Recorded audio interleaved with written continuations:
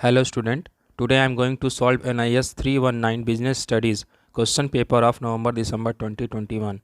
This question paper consists of 30 questions. Maximum marks is 100 and passing marks is 30. Time duration is 3 hours. All questions are compulsory. See link at description for February 2021 solved question paper of 319 Business Studies. 1. Which of the following is an objective of management? A. Optimum utilization of resources. निम्न में से कौन सा प्रबंधन का उद्देश्य है? A. संसाधनों का अनुकूलतम उपयोग. 2. The process by which a manager synchronize the activity of different departments is. B. Coordination. प्रक्रिया जिसके द्वारा प्रबंधन सभी विभागों की क्रियाओं को संचालित करता है वह है B. समन्वय. 3. Which of the following plan is expressed in financial terms? निम्न में से कौन सी योजना वित्तीय रूप में स्पष्ट की जाती है? D. Budget. 4. When communication is from superiors to subordinates, it is called. D. Downward communication. जब उच्च अधिकारी से अधीनस्थों को संप्रेषण किया जाता है तो इसे कहते हैं D. नीचे की ओर संप्रेषण. 5. A unit in service sector with an investment up to rupees 10 lakh is called a small enterprise. सेवा क्षेत्र की इकाई जिसमें 10 लाख रुपए तक का निवेश हो कहलाता है A. लघु उद्यम. 6. Call money is an instrument of a money market. याचना राशि प्रलेख है A. मुद्रा बाजार का. 7. Which of the following is true about modern concept of marketing? B. Ultimate goal is consumer satisfaction. निम्न में से विपणन की आधुनिक अवधारणा के संबंध में क्या सत्य है? B. एकमात्र लक्ष्य है ग्राहक की संतुष्टि. 8. Paid form of non-personal presentation and promotion of goods and services is called. C. Advertising. अवैतनिक प्रस्तुतिकरण का भुगतान का स्वरूप एवं वस्तु एवं सेवाओं का प्रवर्तन कहलाता है C. विज्ञापन. 9. The letter issued by the importers bank in favor of the exporter which enable to exporter to get immediate payment is called. B. Letter of credit. आयातक के बैंक द्वारा निर्यातक के पक्ष में जारी किया गया पत्र जिसके आधार पर निर्यातक तुरंत भुगतान प्राप्त कर सकता है कहलाता है B. साख पत्र. 11. If the compensation claim is rupees 50 lakh, the complaint can be filed before. B. State commission. यदि क्षतिपूर्ति का दावा 50 लाख रुपए है तो शिकायत जहां दर्ज कराई जा सकती है B. राज्य commission. 11. Explain unity of command as a principle of management. प्रबंधन के एक सिद्धांत के रूप में आदेश की एकता को समझाइए. A subordinate should work under the supervision of one superior only from whom he gets instructions and to whom he is accountable. It avoids confusion in authority and instructions. अधीनस्थों को केवल एक ही पर्यवेक्षक के अधीन होना चाहिए. अधीनस्थों को केवल एक ही वरिष्ठ अधिकारी से आदेश मिलने चाहिए तथा उसी के प्रति उन्हें उत्तरदायी होना चाहिए. इसमें अधिकारों एवं निर्देशों के संबंध में कोई संशय नहीं रहेगा. 12. State any 2 points that highlights the importance of leadership. नेतृत्व के महत्व पर प्रकाश डालने वाले किन्हीं 2 बिंदुओं का उल्लेख कीजिए. Leadership improves the performance of the employees. Leaders can motivate the followers to work and thereby increase their performance level. With continuous support and guidance, leaders are able to build confidence among the followers, thereby increasing speed and accuracy and decreasing wastage. नेतृत्व कर्मचारियों के कार्य निष्पादन में सुधार लाता है. नेता अपने अनुयायियों को कार्य के लिए प्रेरित कर उनके निष्पादन के स्तर में वृद्धि कर सकता है. निरंतर सहयोग एवं मार्गदर्शन द्वारा नेता अपने अनुयायियों में आत्मविश्वास पैदा कर सकते हैं जिससे उनकी कार्य गति एवं परिशुद्धता में वृद्धि होती है तथा अपव्यय में कमी आती है. 13. Give the meaning of secured debentures and unsecured debenture. सुरक्षित ऋण पत्रों और असुरक्षित ऋण पत्रों का अर्थ दीजिए. Secured debentures are issued with a charge on the assets of the company as security. This charge may be fixed, that is, on specified assets, or it may be floating. Secured debentures are also known as mortgage debenture. On the other hand, unsecured debentures are issued with merely a promise of payment without having any charge on any assets as security. So these debentures are also known as nagged or simple debentures. Nowadays, debentures are universally issued as secured debentures. सुरक्षित ऋण पत्रों को company जमानत के रूप में अपनी संपत्तियों पर प्रभार के साथ निर्गमित करती है। यह प्रभार निश्चित संपत्तियों पर अस्थायी हो सकता है या यह चल हो सकता है। सुरक्षित ऋण पत्र बंधक ऋण पत्र के नाम से भी जाने जाते हैं। दूसरी ओर असुरक्षित ऋण पत्र जमानत स्वरूप संपत्तियों पर बिना प्रभार के केवल भुगतान वापसी के वादे पर निर्गमित किए जाते हैं। इसलिए ऐसे ऋण पत्रों को असुरक्षित या साधारण ऋण पत्र भी कहते हैं। 14. What is meant by tangible goods and intangible goods? Give one example of each. मूर्त वस्तुएं एवं अमूर्त वस्तुओं का क्या अर्थ है? प्रत्येक का एक एक उदाहरण दीजिए। Tangible goods. Most goods, whether these are consumer goods or industrial goods, and whether these are durable or non-durable, fall in this category as they have a physical form that can be touched and seen. Thus, all items like groceries, car, raw materials, machineries, etc. fall in the category of tangible goods. Intangible goods. Intangible goods refer to services provided to the individual consumers or to the organizational buyer. Services are essentially intangible activities which provide want or need satisfaction. Medical treatment, postal, banking and insurance services etc. all fall in these categories.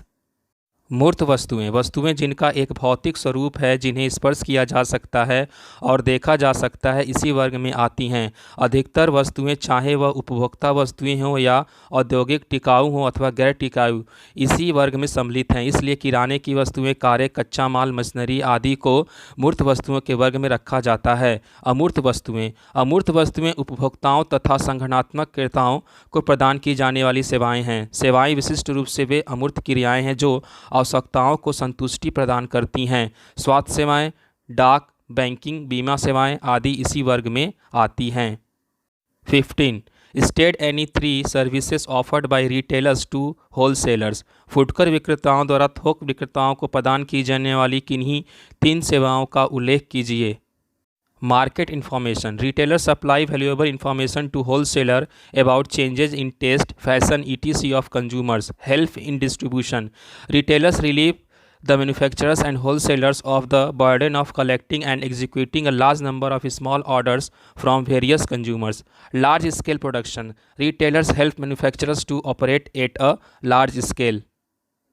बाजार संबंधी सूचना. फुटकर विक्रेता थोक विक्रेताओं को उपभोक्ताओं की रुचि एवं फैशन आदि में परिवर्तन के संबंध में महत्वपूर्ण सूचना देते हैं। वितरण में सहायक. विनिर्माता एवं थोक विक्रेताओं को फुटकर विक्रेता विभिन्न उपभोक्ताओं से छोटे आदेश प्राप्त करने एवं उन्हें पूरा करने के भार से मुक्ति दिलाते हैं। बड़े पैमाने पर उत्पादन. फुटकर विक्रेता विनिर्माताओं को बड़े पैमाने पर कार्य करने में सहायता प्रदान करते हैं। 16. Explain any 2 points that highlights the nature of principles of management. प्रबंध के सिद्धांतों की प्रकृति पर प्रकाश डालने वाले किन्हीं 2 बिंदुओं को समझाइए। 1. Universal. The management principles are applicable to all types of organizations like government enterprises, educational institutes, business enterprises, etc. 2. Flexible. Management principles are modified and applied according to the changing situation. For example, when an organization started its functioning, it may have adopted principle of centralization. When the organization become a large enterprise, it will apply principle of decentralization. 1. सार्वभौमिक प्रयोग. प्रबंध के सिद्धांतों का सभी प्रकार के संगठनों में प्रयोग किया जाता है। सरकारी उपक्रमों में, शैक्षिक संस्थाओं में एवं व्यावसायिक उपक्रमों में इसका प्रयोग होता है। 2. लोचपूर्ण. प्रबंध के सिद्धांतों को परिवर्तित परिस्थितियों के अनुसार बदला जा सकता है। उदाहरणार्थ, जब कोई संस्था स्थापित होती है तो वह केंद्रीयकरण के सिद्धांत का प्रयोग करती है, और यदि संस्था का आकार बढ़ जाता है तो विकेंद्रीयकरण के सिद्धांत का प्रयोग किया जाता है। 17. There is general thinking that only financial incentives motivate the employees, but there are non-financial incentives also that are equally important to motivate employees. State any four such incentives. एक सामान्य अवधारणा है कि केवल वित्तीय अभिप्रेरण कर्मचारियों को अभिप्रेरित करते हैं। वास्तव में गैर वित्तीय अभिप्रेरक भी कर्मचारियों को अभिप्रेरित करने के लिए समान रूप से महत्वपूर्ण हैं। ऐसे किन्हीं चार गैर वित्तीय अभिप्रेरकों का उल्लेख कीजिए। 1. Career advancement opportunity. Appropriate skill development programs will encourage employees to show improved performance. 2. Status. Status means the rank of a person in an organization. The rank is linked with authority, responsibility, and other extra benefits. Everybody has a wish to be in high rank. Therefore, an employee can be motivated by placing him in higher rank. 3. Employee recognition programs. Every employee wants to be considered as an important part of the organization. Work of an organization should be distributed in such a way that every employee feels that his work is held and he is capable to do that work. This motivates the worker and the works hard and in a responsible manner. 4. Employee participation. It means involving employee in decision making, especially when decisions are related to workers. 1. जीवन वृत्ति के उच्च अवसर। यदि कर्मचारियों को जीवन वृत्ति के उच्च अवसर प्रदान किए जाते हैं तो इससे वे अधिक कार्य करने के लिए प्रेरित होते हैं। 2. सम्मानजनक पद। व्यक्ति यदि किसी संस्था में सम्मानजनक पद पर होता है तो उसे अच्छा कार्य करने की प्रेरणा मिलती है। सम्मानजनक पद अधिकार, उत्तरदायित्व एवं अन्य अतिरिक्त लाभों से संबंधित होता है। प्रत्येक व्यक्ति ऊंचे पद पर बने रहने के लिए इच्छा रखता है, इसलिए कर्मचारी को ऊंचे पद पर रखकर उससे अधिक कार्य लिया जा सकता है। 3. कर्मचारी सम्मान कार्यक्रम। समय समय पर कर्मचारियों के सम्मान के लिए कार्यक्रम रखे जाते हैं। प्रत्येक कर्मचारी यह अनुभव करता है कि उसका कार्य महत्वपूर्ण है और वह उस कार्य को करने के लिए योग्य हैं। इससे कर्मचारी अभिप्रेरित होता है और वह अपना कार्य परिश्रम से पूरा करता है। 4. कर्मचारी की भागीदारी। यदि कर्मचारियों के संबंध में कोई निर्णय लेना हो तो उसमें कर्मचारी की भागीदारी आवश्यक है। 18.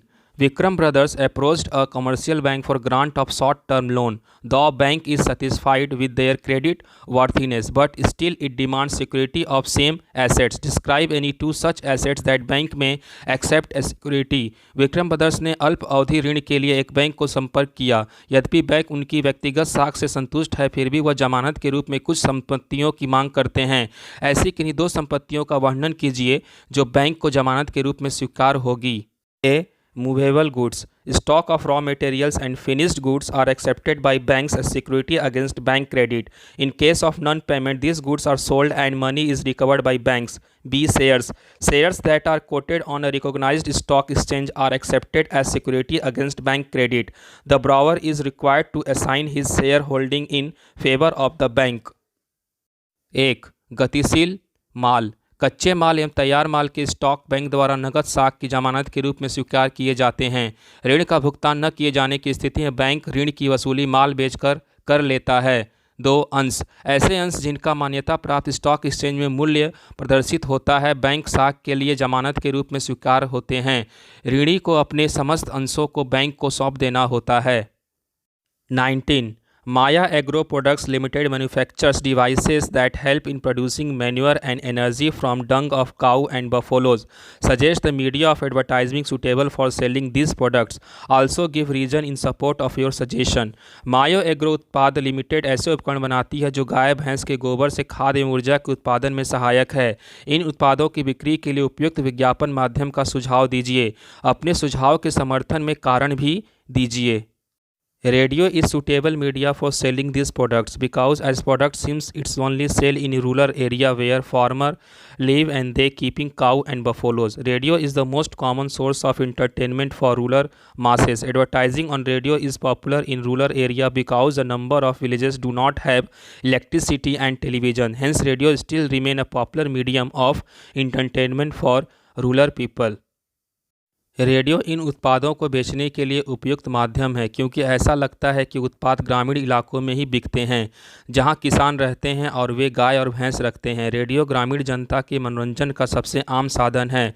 रेडियो पर विज्ञापन ग्रामीण इलाकों में लोकप्रिय है क्योंकि कई गाँव में बिजली और टेलीविज़न नहीं है, इसलिए रेडियो अभी भी ग्रामीण लोगों के मनोरंजन का एक लोकप्रिय माध्यम बना हुआ है। 20. Explain the formalities to be completed by clearing agent before sending letter of advice to the importer. निकासी एजेंट द्वारा आयातक को सूचना पत्र भेजने से पूर्व पूरी की जाने वाली औपचारिकताओं का वर्णन कीजिए. Advice to the importer. The clearing agent has to write a letter of advice to the importer after dispatch of goods. In this letter of advice, information regarding arrival of goods and their dispatch by railroad are specified. He has to enclose with the railway receipt, carrier receipt, and a statement of his expenses and charges.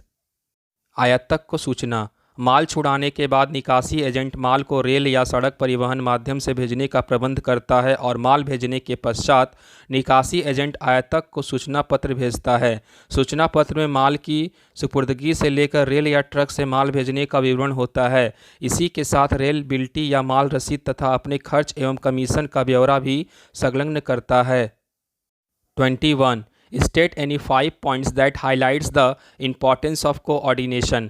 समन्वय के महत्व पर प्रकाश डालने वाले किन्हीं 5 बिंदुओं का उल्लेख कीजिए. 1. Coordinations help in maintaining harmony among workers in an organization. 2. Coordination prevents overlapping of work and conflict among workers so as to achieve unity of action. 3. In large organization, various departments and units are located at different places. Close interaction among people will be very difficult. So a conscious effort of management is needed to coordinate the activities of such organizations. Coordinate the activities of such organization. Coordinate attempt of achieve cordial human relation. 4. Coordination help to achieve ultimate objective of the organization by establishing direct contact between management and employee. 5. Coordination help in reducing time and cost of operation. एक संगठन के कर्मचारियों में पारस्परिक स्नेह बनाए रखने में समन्वय सहायक होता है. 2. समन्वय कर्मचारियों के मन मुटाव एवं विवादों को समाप्त करता है तथा साथ मिलकर कार्य करने के लिए प्रोत्साहित करता है. 3. बड़े व्यापारिक संगठनों में विभिन्न विभाग एवं व्यापारिक इकाइयां विभिन्न स्थानों पर स्थित होती हैं. बिना उचित समन्वय के लोगों में पारस्परिक मेलजोल संभव नहीं है. 4. प्रबंधन एवं कर्मचारियों के बीच प्रत्यक्ष संपर्क बिना समन्वय के संभव नहीं है. 5. समन्वय द्वारा न्यूनतम समय में अधिकतम उत्पादन किया जा सकता है. इस प्रकार यह लागत एवं समय कम करने में सहायक है. 22. State any 5 functions performed by supervisors. पर्यवेक्षक द्वारा निष्पादित किए जाने वाले किन्हीं 5 कार्यों का उल्लेख कीजिए.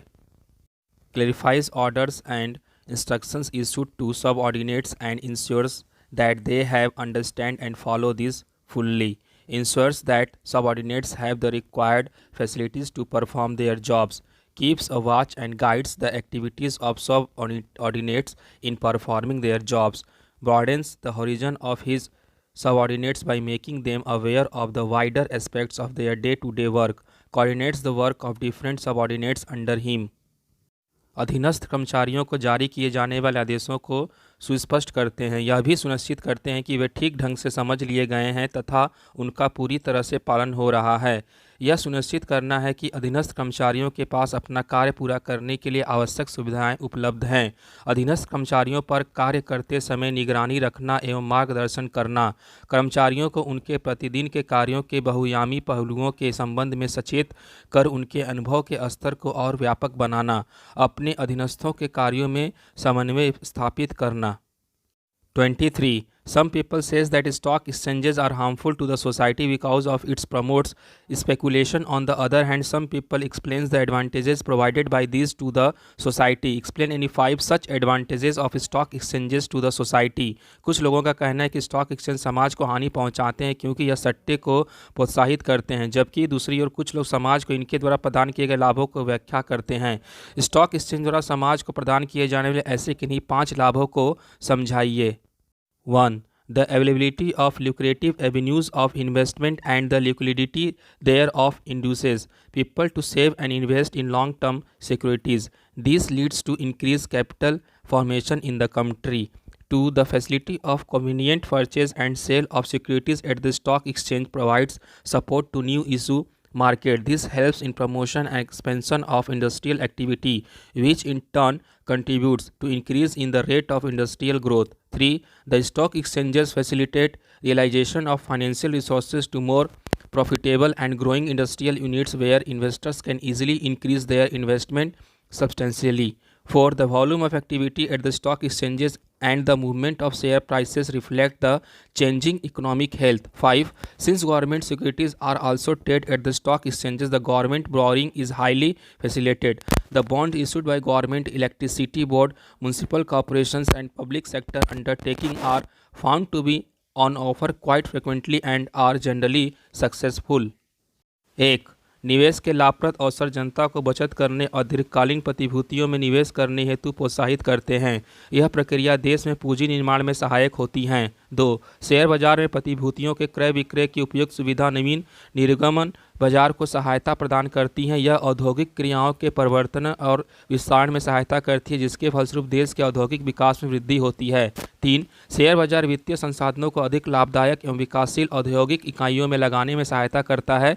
इस प्रकार निवेशक अपने निवेश की मात्रा में वृद्धि कर सकते हैं। 4. शेयर बाजार में लेन देन की मात्रा एवं अंश मूल्यों की गतिशीलता स्वस्थ अर्थव्यवस्था को प्रतिबिंबित करती है। 5. चूँकि शेयर बाजार में सरकारी प्रतिभूतियों का भी क्रय विक्रय होता है, इससे सरकार को भी ऋण प्राप्त करने में सुविधा होती है। सरकार, विद्युत बोर्ड, नगर निगम और सार्वजनिक क्षेत्र के उपक्रमों द्वारा निर्मित बॉन्ड बहुधा प्रतिभूति बाजार में प्रस्तुत किए जाते हैं तथा यह सामान्यतः सफल होते हैं। 24. Explain any two factors taken into consideration while fixing the price of a product. एक उत्पाद का मूल्य निर्धारित करते समय ध्यान में रखे जाने वाले किन्हीं दो तत्वों को समझाइए। Cost. No business can survive unless it covers its cost of production and distribution in large number of products. The retail prices are determined by adding a reasonable profit margin to the cost. Higher the cost, higher is likely to be the price. Lower the cost, lower the price. Demand. Demand also affected the price in a big way. When there is a limited supply of a product and the demand is high, people buy even if high prices are charged by the producer. But how high the price would be is dependent upon prospective buyers' capacity and willingness to pay and their preference for the product. In this constant price elasticity, that is responsiveness of demand to changes in price, should also be kept in view. लागत. अपनी लागत एवं वितरण के व्यय को अर्जित किए बिना किसी भी व्यवसाय के लिए अधिक समय तक चलते रहना असंभव है। अधिकतर उत्पादों को फुटकर मूल्य उनकी लागत में लाभ का पर्याप्त अंश जोड़कर तय किया जाता है। मांग. वस्तु की मांग भी उत्पाद के मूल्य को प्रभावित करती है। यदि वस्तु की मांग आपूर्ति से अधिक है तो लोग उत्पादक द्वारा लगाए ऊंचे मूल्य पर भी क्रय करते हैं, लेकिन कितना ऊंचा मूल्य रखा जाए यह संभावित क्रेताओं की भुगतान क्षमता एवं उनकी उत्पाद की पसंद पर निर्भर करेगा। इस संदर्भ में कीमत में लोच अर्थात कीमतों में परिवर्तन से मांग की अनुक्रियाशीलता को भी ध्यान में रखना आवश्यक है। 25. Gunakshi purchased a scooty from Amog Auto Dealers for 80,000 rupees. After a month, it started picking up trouble in running. The dealer refuses to exchange the scooty or return the money. Where and how can Gunakshi file a complaint to get redressal or her ग्रेविनेंस? गुनाक्षी ने 80,000 रुपये में अमोघ auto dealer से एक scooty खरीदी। एक महीने के पश्चात इससे चलने में समस्या आने लगी। डीलर इस स्कूटी के बदले दूसरी स्कूटी देने अथवा पैसे वापस करने से मना कर दिया। गुनाक्षी अपनी शिकायत निवारण हेतु कहाँ शिकायत दर्ज करा सकती है तथा उसकी प्रक्रिया क्या होगी? Where to file a complaint? If the value of goods and services and the compensation claimed does not exceed rupees 20 lakh, the complaint can be filed in the district forum. If it exceeds rupees 20 lakh but does not exceed rupees 1 crore, the complaint can be filed before the state commission, and if it exceeds rupees 1 crore, the complaint can be filed before the national commission. How to file a complaint? A complaint can be made in person or by any authorized agent or by post. The complaint can be written on a plain paper duly supported by documentary evidence in support of the allegation contained in the complaint. The complaint should clearly specify the relief sought. It should also contain the nature, description and address of the complaint as well as the opposite party, and so also the fact relating to the complaint and when and where it arose. शिकायत कहाँ दर्ज कराई जा सकती है? यदि वस्तुओं या सेवाओं की कीमत या क्षतिपूर्ति का दावा 20 लाख रुपये से अधिक नहीं है तो शिकायत जिला फोरम में की जा सकती है। शिकायत कैसे दर्ज कराई जाएगी? एक शिकायत व्यक्तिगत रूप में या अधिकृत प्रतिनिधि या डाक द्वारा की जा सकती है। शिकायत एक सादे कागज पर शिकायत से संबंधित आवश्यक साक्ष्य प्रलेखों के साथ लिखित रूप में करनी चाहिए। शिकायत में स्पष्ट रूप से मांगी गई राहत लिखी जानी चाहिए। इसमें शिकायतकर्ता एवं दूसरे पक्ष का विवरण सहित पूर्ण पता एवं शिकायत से संबंधित समस्त तथ्यों का एवं शिकायत कब और कहाँ शुरू हुई इन सभी का वर्णन होना चाहिए। Explain functional foremanship as a technique of scientific management. वैज्ञानिक प्रबंधन की एक तकनीक के रूप में कार्य अनुसार संगठन को समझाइए। Functional foremanship. Under functional foremanship a worker is supervised by several specialist foremen. 8 foremen control various aspects of production. Foremen under planning department are 1. Route clerk. He will determine the process of production and the route through which the raw material will pass. 2.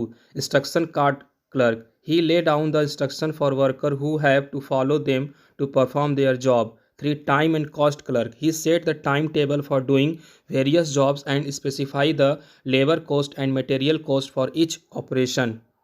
4. Shop disciplinarian. He has the responsibility to maintain discipline in the factory.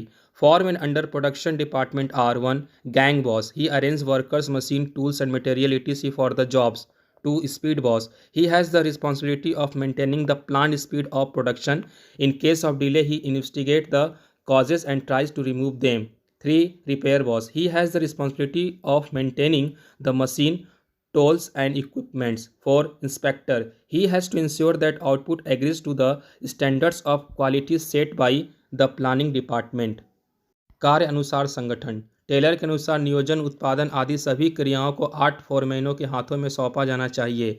उन्होंने कार्य विशेषज्ञों की नियुक्ति पर जोर दिया। उनके अनुसार उद्योग का संगठन निम्न प्रकार का होगा। नियोजन विभाग के अंतर्गत निम्न फोरमैन सम्मिलित हैं। 1. कार्यक्रम लिपिक। यह उत्पादक की प्रक्रिया को निर्धारित करेगा और जिस रास्ते से सामग्री जाएगी उसे स्पष्ट करता है। 2. निर्देशन पत्र लिपिक। यह श्रमिकों को कार्य करने का निर्देश देता है। इसी निर्देश के आधार पर श्रमिक कार्य करते हैं। 3. समय एवं लागत लिपिक। यह प्रत्येक कार्य के लिए समय सारणी बनाता है और प्रत्येक क्रिया की श्रम लागत एवं सामग्री लागत को लागत तालिका द्वारा प्रदर्शित करता है। 4. अनुशासनकर्ता। कारखाने में अनुशासन बनाए रखने का उत्तरदायित्व यही व्यक्ति अपने ऊपर लेता है। उत्पादन विभाग के निम्न फोरम हैं। 1. टोली नायक। टोली नायक श्रमिकों, मशीनों, उपकरणों एवं सामग्री आदि को कार्य के लिए व्यवस्थित करता है। गति नायक। गति नायक उत्पादन की नियोजित गति को बनाए रखने का उत्तरदायित्व अपने ऊपर लेता है। यदि कहीं पर देरी होती है तो यह कारणों का पता लगाता है तथा इन कारणों को दूर करने का प्रयास करता है। 3. जीर्णोद्धार नायक। जीर्णोद्धार नायक मशीन, उपकरण आदि की मरम्मत कर उत्तरदायित्व अपने ऊपर लेता है। 4. निरीक्षक। निरीक्षक यह ज्ञात करने का प्रयास करता है कि उत्पादन योजना के अनुसार है अथवा नहीं। और is management a science? Explain. क्या प्रबंधन एक विज्ञान है? समझाइए। Pause the video and see the answer. Video को रोकें और उत्तर को देखें।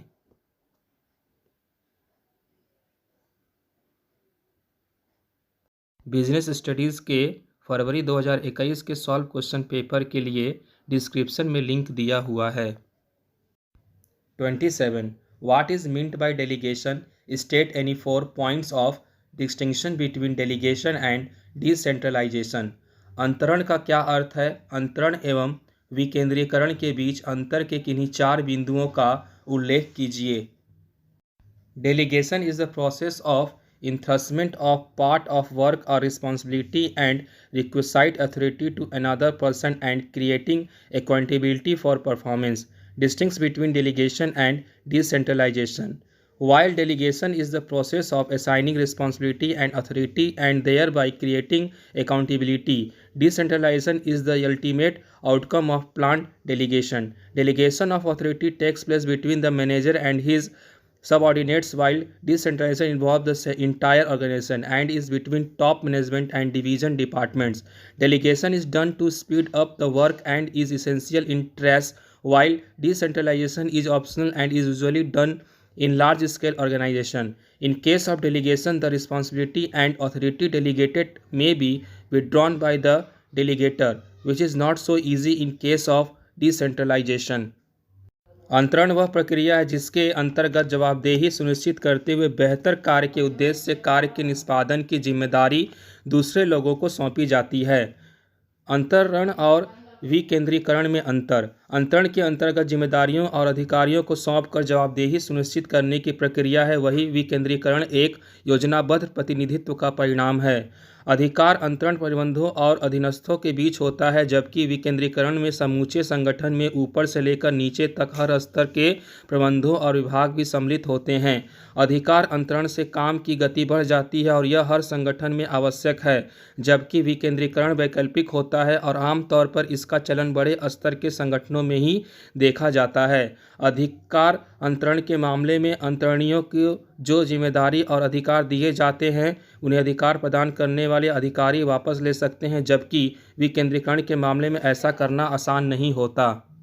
और what is meant by controlling, state the various steps in controlling process. नियंत्रण से क्या अभिप्राय है? नियंत्रण प्रक्रिया के विभिन्न चरणों का उल्लेख कीजिए।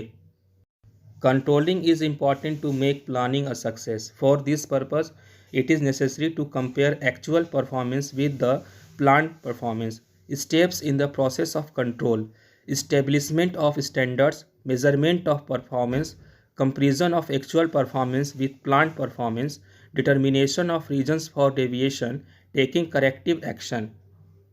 नियंत्रण का अर्थ है वास्तविक कार्य का मूल्यांकन तथा आवश्यक होने पर सुधारात्मक कदम उठाना। नियंत्रण को सफल बनाने के लिए आवश्यक है नियंत्रण प्रक्रिया के चरण: मानक निर्धारित करना, किए गए कार्य को मापना, किए गए वास्तविक कार्य की योजना में निर्धारित कार्य से तुलना करना, विचलन के कारणों का पता लगाना, सुधारात्मक कार्यवाही करना। 28. While doing financial management, a company has to take certain decisions. Explain these decisions. वित्तीय प्रबंध करते समय एक कंपनी को कुछ निर्णय लेने होते हैं। इन निर्णयों को समझाइए। 1. Investment decision. This decision involves careful selection of assets in which funds have to be invested. Decision relating to investment in fixed assets and decision relating to investment in current assets are considered here. Investment decisions are influenced by cash flow, risk involved, technological changes, etc. 2. Financing decision. This decision relates to the proportion in which funds are raised from various sources. Factors like cost of fund, risk involved, control, cash flow, etc. are considered before taking financial decision. In financing decision, the firm has to decide the ratio of owned fund and borrow funds. Owned funds consist of equity share capital, preference share capital, and retained earnings. Borrowed funds include debentures, loans, and public deposits, etc. 3. Divided decision. This decision is concerned with appropriation of earned profit. This profit of the fund can be retained in the business or can be distributed to the shareholders as dividend. A company has to decide how much profits should be distributed as dividend and how much should be retained for future business growth. Factors affecting dividend decision are cash flow position, stability of earning, growth, opportunities, etc. एक विनियोग निर्णय। यह निर्णय सतर्कतापूर्वक उन संपत्तियों का चयन करता है जिसमें संस्था के कोषों का विनियोजन करना है। निर्णयन, जिसके द्वारा अस्थायी संपत्तियों में विनियोग होना है, तथा निर्णयन, जिसके द्वारा चालू संपत्तियों में विनियोग होना है, इसका ध्यान यहाँ रखना है। विनियोग संबंधी निर्णय रोकड़ प्रवाह, जोखिम एवं तकनीकी परिवर्तन आदि से संबंधित होता है। 2. वित्तीय निर्णयन। यह निर्णय उस अनुपात से संबंधित है जिसके द्वारा कोष विभिन्न साधनों से एकत्रित किए जाते हैं। घटक जैसे कोष की लागत, जोखिम, रोकड़ प्रवाह आदि को वित्तीय निर्णयन से पूर्व देखा जाता है। वित्तीय निर्णयन में कंपनी को स्वामी पूंजी एवं ऋण पूंजी का अनुपात ज्ञात करना होता है। स्वामी पूंजी में समता अंश पूंजी, पूर्वाधिकारी अंश पूंजी एवं प्रतिधारित आय सम्मिलित होती हैं। ऋण पूंजी में ऋण पत्र, ऋण एवं सार्वजनिक जमा आदि सम्मिलित हैं। 3. लाभांश निर्णयन। यह निर्णयन लाभों के विनियोग से संबंधित है। कंपनी का लाभ या तो कंपनी में भविष्य के लिए रोका जाता है अथवा अंशधारियों में लाभांश के रूप में बांट दिया जाता है। कंपनी को यह निश्चित करना होता है कि लाभ का कितना भाग लाभांश के रूप में बांटा जाए तथा कितना भाग कंपनी के विकास के लिए रोका जाए। लाभांश संबंधी निर्णय लेने में रोकड़ प्रवाह की स्थिति, अर्जन की स्थिरता, विकास की संभावनाएं आदि को ध्यान में रखा जाता है। और explain any 3 factors that affects the fixed capital requirements of a company. एक कंपनी की अस्थायी पूंजी आवश्यकताओं को प्रभावित करने वाले किन्हीं 3 तत्वों को समझाइए। A. Nature of business. The amount of fixed capital requirement is determined primarily by the nature of business the firm is engaged in. Such requirement, for example, is very large in case of industrial establishments, shipping companies, public utilities, etc., which involve heavy investment in plant and machinery. The trading concerns do not require much investment in the fixed assets. B. Type of products. It is not only the nature of business which determines the requirement of fixed capital but also the type of product involved. A firm manufacturing simple product like soap, toothpaste, stationery, etc. requires a small amount of fixed capital as against the firm producing items like steel, cement, automobiles, etc. C. Size of business. A firm working on a large scale requires heavy investment in fixed assets as it has to establish large production capacity. Hence, its fixed capital requirement is larger than a firm which is operating on a small scale. क. व्यवसाय की प्रकृति. व्यवसाय के लिए अस्थायी पूंजी की आवश्यकता का निर्धारण करने में सर्वप्रथम उस व्यवसाय की प्रकृति का ज्ञान होना चाहिए जिसमें वह फर्म काम कर रही है. इस प्रकार की पूंजी की आवश्यकता औद्योगिक उपक्रमों, जहाजी कंपनी एवं सार्वजनिक उपयोग के उपक्रमों के लिए बहुत अधिक मात्रा में होती है, जिनमें प्लांट एवं मशीनों पर भारी निवेश की आवश्यकता होती है. व्यापारिक इकाइयों अर्थात थोक व्यापारी एवं फुटकर व्यापारियों को अस्थायी संपत्ति में केवल थोड़ी रकम का निवेश करना पड़ता है. ख. उत्पाद के प्रकार. अस्थायी पूंजी की मात्रा का निर्धारण न केवल व्यवसाय की प्रकृति द्वारा होता है बल्कि उत्पाद के प्रकार को भी सम्मिलित करना आवश्यक है. एक फर्म जो केवल साबुन, टूथपेस्ट, स्टेशनरी आदि साधारण वस्तुओं का उत्पादन करती है उसे लोहा, सीमेंट और ऑटोमोबाइल्स का उत्पादन करने वाली इकाइयों की अपेक्षा कम पूंजी की आवश्यकता पड़ती है. ग. व्यवसाय का आकार. एक फर्म जो बड़े पैमाने पर उत्पाद करती है उसे अस्थायी पूंजी में प्रचुर मात्रा में निवेश करना पड़ता है क्योंकि इसमें वृहत उत्पादन क्षमता की आवश्यकता पड़ती है. इस प्रकार ऐसी फर्म की अस्थायी पूंजी की आवश्यकता अधिक होती है अपेक्षाकृत उन फर्मों से जो छोटी मात्रा में उत्पादन करती है. 29. In order to optimize the product requirements by the consumers, importance should be given to the elements of product mix. Briefly explain these elements. ग्राहकों के लिए उत्पाद आवश्यकता की अनुकूलतम पूर्ति हेतु उत्पाद मिश्र के तत्वों पर ध्यान देना चाहिए. इन तत्वों को संक्षेप में समझाइए. Components of product mix. 1.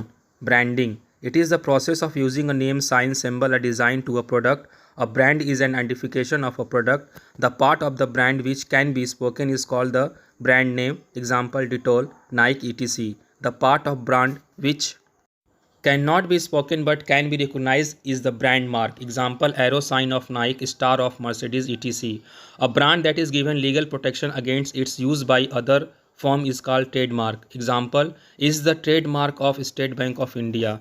Customers demand the product by calling its brand name. For example, give one Lux, one Coke, etc. Thus, it helps in product differentiation. Branding helps companies to adopt differentiation pricing for its product. Customers are ready to accept that price because of its quality. Companies which use their brand name find it easy to market a new product. 2. Packaging. It is the act of designing and producing appropriate container or cover for the product. Level of packing. There are 3 levels of packing. These are 1. Primary package. It refers to the immediate packing of product. Example, tube of ointment. 2. Secondary package. It refers to additional packaging which give protection to the product. Example, cardboard box used to keep ointment tube. Such container and boxes are dispense unit where we start using the inside material from the primary package. 3. Transportation packaging or final packaging. It refers to further packaging component necessary for storage or transportation. Example, boxes of ointments are transported in corrugated boxes each containing 50 by 100 items. Packaging protects the product from damage. It helps to identify a product. It enables convenient handling of the product. As package increases the sale of a product, it acts as a silent salesman. 3. Labeling. Label is a part on the cover of the product which will devote its name, contents, ownership, expiry date, manufacturing date, etc. A label helps in identifying the product. It is full of information about the product. It helps in guarding the product. It attracts customers because of its colorful packing. उत्पाद मिश्रण के घटक. 1. Branding. यह एक उत्पाद के नाम, चिन्ह आदि का प्रयोग करने की एक प्रक्रिया है. ब्रांड किसी उत्पाद की पहचान है. उत्पाद का भाग जो पुकारा जाता है ब्रांड कहलाता है. ब्रांड का नाम जैसे डिटोल, डालडा आदि ब्रांड का भाग जो बोला नहीं जा सकता बल्कि समझा जाता है वो ब्रांड मार्क कहलाता है। उदाहरण के लिए निको का एरो चिन्ह, डालडा का खजूर चिन्ह आदि। एक ब्रांड जो उन व्यक्तियों से कानूनी सुरक्षा प्राप्त करते हुए हैं जो ब्रांड को गलत प्रयोग करते हैं ट्रेडमार्क कहलाता है। उदाहरण के लिए एलजी का ट्रेडमार्क है। ग्राहक उत्पाद की मांग उसके नाम से करता है। उदाहरण के लिए एक लस्क दीजिए, एक कोक दीजिए। इस प्रकार यह उत्पाद को पृथक करने में सहायता करता है। ब्रांडिंग से कंपनियों को अलग अलग उत्पाद के मूल्य निर्धारण में सहायता मिलती है। उत्पाद के अच्छे गुण के कारण ग्राहक उस उत्पाद का मूल्य देने के लिए तैयार रहता है। जो कंपनियां ब्रांड नाम का प्रयोग करती हैं वे उचित मूल्य पर अपना नया उत्पाद बेच लेती हैं। 2. पैकेजिंग। यह डिजाइनिंग करने का एक कार्य है एवं उचित डिजाइनिंग करने का एक कार्य है। एक उचित कंटेनर बनाना या उत्पाद के लिए रेपर बनाना पैकेजिंग के अंतर्गत आता है। पैकेजिंग के 3 स्तर हैं। एक, प्राथमिक पैकेज। उत्पाद के तुरंत पैकिंग को प्राथमिक पैकेज कहते हैं। उदाहरण के लिए दूध को पैकेज में रखना। ख, द्वितीय पैकेज। यह यदि प्राथमिक पैकेज वाली वस्तु को सुरक्षा हेतु किसी अन्य पैकेज में रखते हैं तो इसे द्वितीय पैकेज कहा जाता है। उदाहरण के लिए दूध के पैकेटों को विभिन्न कैरेटों में रखना जिससे कि वह सुरक्षित दुकानदारों तक पहुंच जाए। ग, परिवहन पैकेज। माल सुरक्षित एक स्थान से दूसरे स्थान पर ले जाने के लिए परिवहन पैकेज आवश्यक होता है। जैसे वर्षा से बचाने के लिए ट्रक पर ऊपर से परिवहन पैकेज लगाना जिससे माल सुरक्षित रहे। 3. लेबलिंग। उत्पाद के ऊपर कवर के रूप में लेबल एक भाग है जो इसके स्वभाव, कंटेंट, स्वामित्व, समाप्ति की तिथि, निर्माण की तिथि आदि को प्रदर्शित करता है। लेबल उत्पाद की पहचान करने में मदद करता है। उत्पाद का श्रेणीयन करने में भी यह मदद करता है। उत्पाद के संबंध में यह पूरी सूचना देता है। रंगीन एवं सुंदर लेबलिंग से ग्राहक आकर्षित होते हैं। और promotion is a persuasive communication and serves as a reminder to the buyers. Keeping in mind these facts explain any 3 elements of promotion mix. प्रवर्तन एक प्रेरित करने वाला संप्रेषण है जो खरीदारों को उत्पाद की याद दिलाता रहता है। इस तथ्यों को ध्यान में रखते हुए प्रवर्तन मिश्र के किन्हीं 3 तत्वों को समझाइए। 1. Advertising. Advertising is the most commonly used tool for informing the present and prospective consumer about the product. Its quality, features, ability, etc. It is a paid form of non-personal communication through different media about a product, idea, a service, or an organization by an identified sponsor. It can be done through print media like newspaper, magazines, billboards, electronic media like radio, television, etc. It is a very flexible and comparatively low-cost tool of promotion. 2. Publicity. This is non-paid process of generating wide range of communication to contribute a favorable attitude towards the product and the organization. You may have seen articles in newspaper about an organization, its products and policies. The other tools of publicity are press conference, publication and news in the electronic media, etc. It is published or broadcasted without charging any money from the firm.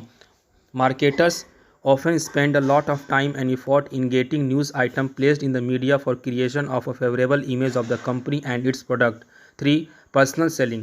You must have come across representatives of different companies knocking at your door and persuading you to buy their product. It is a direct presentation of the product to the consumer or prospective buyers. It refers to the use of salesperson to persuade the buyers to act favorably and buy the product. It is most effective promotional tool in case of industrial goods. 1. विज्ञापन। किसी उत्पाद के गुणों, लक्षणों, उपलब्धता इत्यादि के विषय में संभावित ग्राहकों को सूचित करने के लिए सबसे अधिक प्रवर्तन के इस साधन विज्ञापन का प्रयोग किया जाता है। यह विभिन्न माध्यमों द्वारा उत्पाद के लिए व्यक्तिगत संप्रेषण है जिसका भुगतान किया जाता है। किसी उत्पाद, विचार, सेवा या संस्था के विषय में प्रचार के विभिन्न माध्यमों का प्रयोग कर प्रयोजक विज्ञापन कर सकता है। वह छपाई माध्यम से, समाचार पत्र, पत्रिका, प्रचार पत्रों आदि के माध्यम से अथवा इलेक्ट्रॉनिक माध्यम जैसे रेडियो, टेलीविज़न आदि के माध्यम से विज्ञापन दे सकता है। विज्ञापन प्रवर्तन अन्य माध्यमों की तुलना में अधिक लचीला एवं कम खर्चीला होता है। 2. प्रचार। यदि किसी संस्था अथवा उत्पाद को धन व्यय किए बिना ही किसी संप्रेषण के माध्यम से सकारात्मक ख्याति प्राप्त होती है तो वह प्रचार कहलाता है। आपने समाचार पत्रों के विभिन्न संगठनों के उत्पादक नीतियों आदि से संबंधित लेख अवश्य पढ़े होंगे। इस वर्ग में प्रयुक्त होने वाले अन्य माध्यम हैं प्रेस कॉन्फ्रेंस, प्रकाशन एवं इलेक्ट्रॉनिक माध्यमों द्वारा प्रसारित समाचार आदि। इन्हें फर्म से कोई मूल्य लिए बिना ही प्रकाशित व प्रसारित किया जाता है। प्रायः विपणी अपनी कंपनी या उत्पाद की सकारात्मक छवि बनाने के लिए इनको संचार माध्यम में समाचार की मद बनाने के लिए काफ़ी समय देते हैं और प्रयास करते हैं। 3. व्यक्तिगत विक्रय, अपनी कंपनी को उत्पादों को आपके घर में दरवाजे पर आकर बेचने वाले विक्रयकर्ता से आपका परिचय जरूर हुआ होगा, जिसने आपको अपने उत्पाद के क्रय के लिए प्रेरित करने का भरपूर प्रयास किया होगा। यह संभवित क्रेता के सम्मुख उत्पाद का सीधा प्रस्तुतिकरण है। विक्रयकर्ता से तात्पर्य उसके द्वारा क्रेता को इस प्रकार प्रेरित करना है कि वह उत्पाद खरीद ले। औद्योगिक वस्तुओं के विक्रय के लिए यह सबसे सशक्त प्रवर्तन तकनीक है। 30. Explain any 6 functions of wholesalers. थोक विक्रेता के किन्हीं 6 कार्यों को समझाइए। 1. Assembling of goods. Wholesaler purchase goods from different manufacturer and holds adequate stock. 2. Grading and packing. Wholesaler divide the goods according to their size, weight, shape and quality. In this way, he prepare the good in small lots for sale to retailers. 3. Transporting. Wholesaler transport the goods from the production centers to his godown and from there to the retailers. Some wholesaler have their own vehicles for transportation of goods. 4. Warehousing. Wholesaler keep the stock for retailer in the warehouse so as to make available goods to the retailers whenever they need them. 5. Financing. Wholesalers buy goods from the manufacturers and sometimes make advance payment. They sell goods to retailers on credit. In this way, they finance the manufacturer as well as the retailers. 6. Risk bearing. Wholesaler bear the risk of changes in demand during storage. He also bears the risk of damage of goods, risk of bad debt, etc.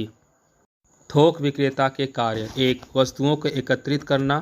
थोक विक्रेता विभिन्न विनिर्माताओं से वस्तुओं का क्रय कर उनका पर्याप्त भंडार रखता है। 2. श्रेणीकरण एवं पैकिंग।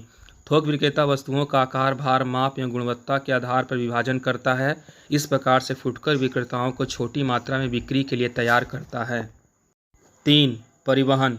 थोक विक्रेता वस्तुओं को उत्पादन केंद्रों से गोदामों एवं गोदाम से फुटकर विक्रेताओं तक पहुंचाता है।